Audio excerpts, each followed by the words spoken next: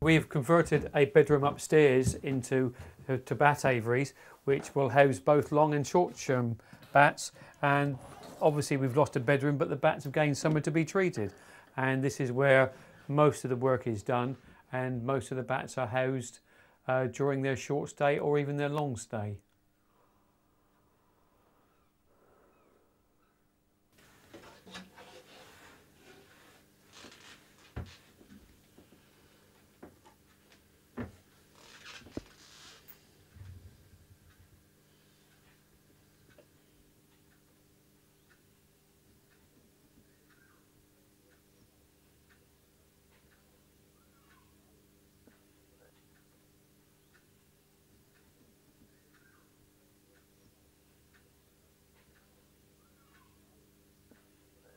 This little bat has actually been caught by a cat and injured both membranes. This will actually heal. It will take some time, but this is a living tissue just like our skin, and therefore will heal up and be completely healed up in probably about 3 to 4 months. And then once the bat can fly properly, it can go back to the wild.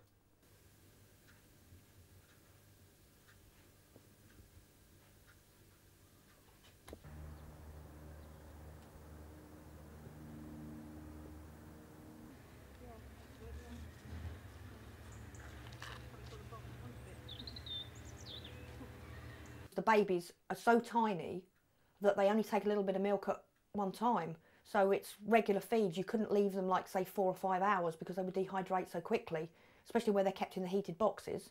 So it's 2 hourly feeds night and day for each baby. If they come in at a week old, that's at least 5 weeks worth per baby.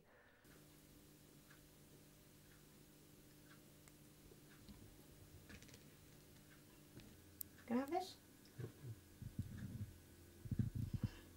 Yeah, she does quite like our mealworms. So she has regular mealworms rather than minis. Oh yep, she's having some food.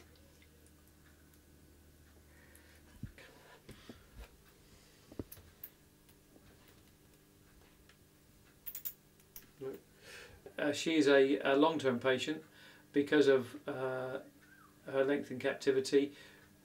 She will live possibly for about 14-15 years.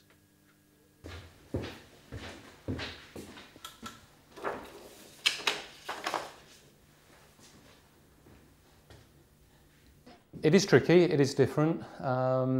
Yes, there is knowledge that you need to acquire, and it does require a little bit of extra reading up, a little bit of extra research to work out what's going on.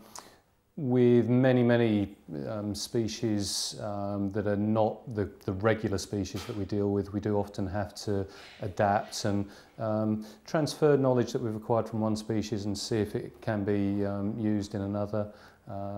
So that's something that any vet that deals a lot with zoo animals and other exotic animals is used to having to try to work in that way. So we can see that this wrist here is very swollen compared to the normal left side, and with fine magnification you can actually see that there is a fine little fracture in that joint.